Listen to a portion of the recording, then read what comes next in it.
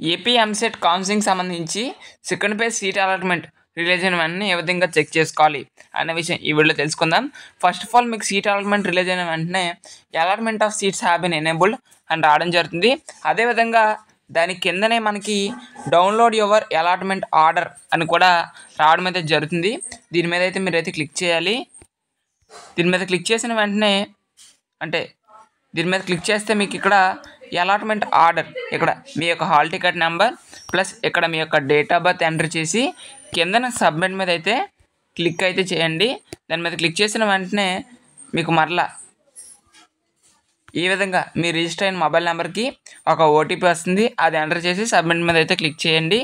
దాని మీద క్లిక్ చేస్తే మీకు ఈ విధంగా allotment order, self reporting, web options report.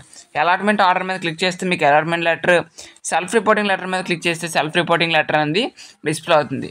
ఈ విధంగా మీరు సీట్ అలాట్మెంట్ అనేది చెక్ చేసుకోవచ్చు. ఈ విధంగా మీరైతే సీట్ అలాట్మెంట్ అనేది చెక్ చేసుకోండి. వెబ్సైట్ సంబంధించి లింక్ ఏదైతే ఉందో డిస్క్రిప్షన్లో ప్రొవైడ్ చేస్తాను.